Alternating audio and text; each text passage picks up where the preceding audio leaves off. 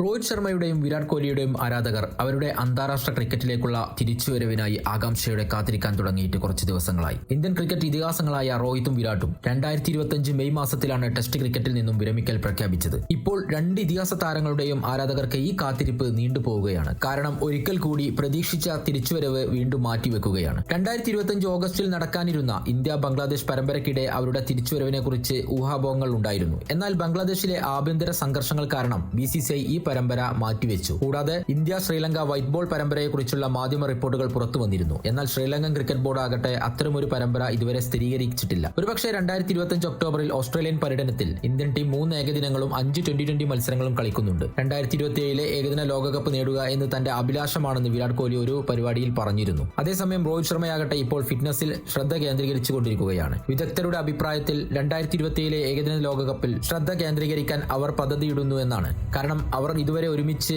ജയിച്ചിട്ടില്ലാത്ത ഒരേ ഒരു ICC ഇവന്റാണ് world cup. മാധ്യമ റിപ്പോർട്ടുകൾ പ്രകാരം രണ്ട് കളിക്കാരുടെയും ഭാവിയെക്കുറിച്ച് BCCI ഉടൻ ചർച്ച ചെയ്യാൻ പോകുന്നുവെന്നും റിപ്പോർട്ടുകൾ പുറത്തു വരുന്നുണ്ട്. അടുത്ത ലോകകപ്പിന് ഇനിയും 2 വർഷത്തിൽ കൂടുതൽ ബാക്കിയുണ്ട്. അപ്പോഴേക്കും കോഹ്ലിക്കും രോഹിത്തിനും 40 വയസ്സ് തികയും. അതിനാൽ തന്നെ ഈ വലിയ ഇവന്റിനായി വ്യക്തമായ ഒരു പദ്ധതി ഉണ്ടായിരിക്കണം. അല്ലെങ്കിൽ അവർ കളിക്കുന്ന കാര്യം സംശയത്തിലാണ്. കാരണം ഇന്ത്യയുടെ അവസാന വിജയം 2011 കാലക്രമേണ കുറച്ച് യുവാക്കളെ ടീമിലേക്ക് കൊണ്ടുവരേണ്ടതുണ്ട്. 2027 ICC ക്രിക്കറ്റ് ലോകകപ്പ് ഇത്തവണ ദക്ഷിണാഫ്രിക്കയിലാണ് നടക്കുന്നത്.